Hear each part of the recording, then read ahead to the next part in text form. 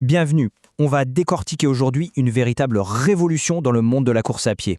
On va voir comment les marques sont en train de repousser les limites de la physique, tout ça pour nous faire courir toujours plus vite. Alors, pour bien comprendre ce qui se passe, voilà notre parcours. D'abord, on va définir ce que léger veut dire en 2025. Ensuite, on plongera dans la technologie qui rend tout ça possible. Puis, le plat de résistance, le classement des modèles les plus incroyables. On verra aussi comment s'y retrouver pour choisir la bonne chaussure et on terminera avec un petit coup d'œil vers l'avenir. C'est parti. Pour commencer, une question qui peut paraître simple, mais qui est absolument fondamentale. Contre quoi tous les coureurs, tous les ingénieurs se battent-ils pour grappiller la moindre seconde? La réponse est juste sous nos yeux, ou plutôt sous nos pieds. Et oui, chaque gramme, c'est ça le nerf de la guerre. C'est cette obsession de la chasse au poids qui est le moteur de toute l'innovation dont on va parler. C'est vraiment la bataille centrale pour la performance.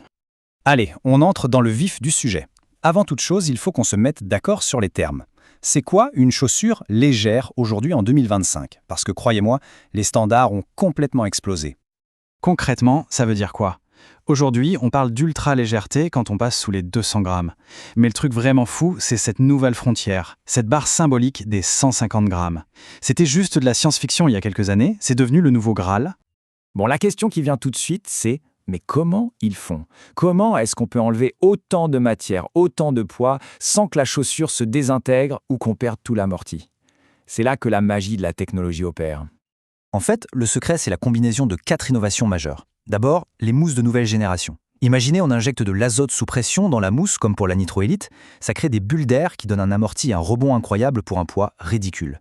Ensuite, bien sûr, les fameuses plaques en carbone. Elles agissent un peu comme un ressort. Elles stockent l'énergie à l'impact et la restituent pour nous propulser en avant. Et enfin, tout ce qui est empeigne et semelle est optimisé à l'extrême. On a des tissus qui ressemblent à des toiles d'araignée et on ne met du caoutchouc que là où c'est vraiment nécessaire. C'est de l'horlogerie, mais pour les pieds. Allez, le moment que tout le monde attend, le classement. Quelles sont les chaussures les plus légères du marché en 2025?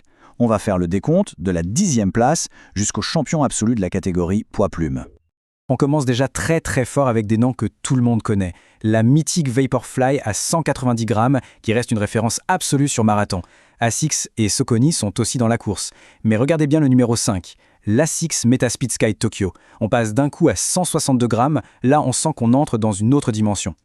Et on attaque le top 4. À la 4e place, on pulvérise la barre des 150 grammes avec la Puma Fast FW Nitro Elite. 148 grammes, c'est fou. Elle combine cette fameuse mousse Nitro Elite, infusée à l'azote pour un rebond dingue et une plaque carbone au design super agressif. Clairement, c'est une fusée qui est taillée pour tout donner sur 5 et 10 km. Sur la 3e marche du podium, un modèle absolument radical signé Adidas, l'Adizero Adidas Pro Evo 2. Accrochez-vous, 138 grammes. Alors là, on est sur une pure machine de compétition. Il n'y a aucun compromis. Le point hyper important à comprendre, c'est qu'Adidas a volontairement sacrifié la durabilité au profit de la performance pure. C'est la chaussure d'un seul jour, celle d'un record, pas plus. La médaille d'argent, elle revient à Asics avec la Metaspeed Ray. Et là, attention, on passe sous la barre des 130 grammes. 129 grammes, c'est un véritable scalpel. C'est une chaussure hyper spécialisée, pensée pour un profil de coureur bien précis. Ceux qui ont une foulée très efficace et qui attaquent avec l'avant du pied. C'est l'exemple parfait de la performance sur mesure.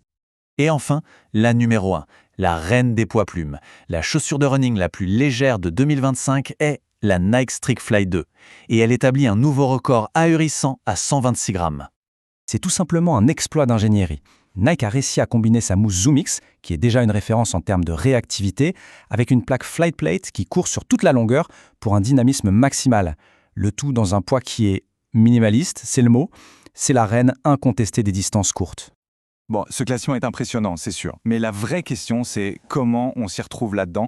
Parce que, et c'est crucial de le comprendre, la chaussure la plus légère n'est pas forcément la meilleure pour tout le monde, ni pour toutes les situations. On peut simplifier les choses en fonction du niveau. Pour les athlètes d'élite qui chassent les records, les modèles extrêmes sous les 150 grammes comme l'Adidas Pro Evo sont une option le jour J.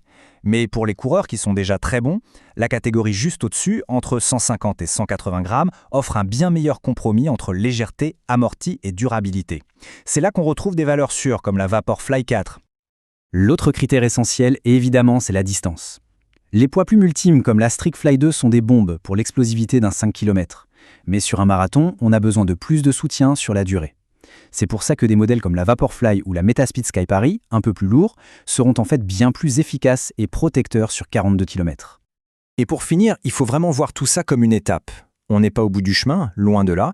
On est en plein milieu d'une révolution technologique qui ne fait que s'accélérer. Cette citation, elle résume tout parfaitement. Ce qui nous paraissait totalement impossible hier est devenu la nouvelle norme aujourd'hui. Et ça ouvre des perspectives de dingue, non seulement pour les chaussures, mais aussi pour les performances humaines elles-mêmes. On va garder ce chiffre en tête une dernière fois. 126 grammes. C'est à peine plus lourd qu'une pomme. Et pourtant, c'est le nouveau poids de la vitesse en 2025. Un jalon qui semblait inaccessible. C'est tout simplement remarquable. Et tout ça, ça nous laisse avec une question vertigineuse. Avec un tel avantage technologique au pied, quelle sera la prochaine barrière mythique à tomber? Quel sera le prochain record qu'on pensait intouchable? L'avenir, en tout cas, s'annonce très, très rapide.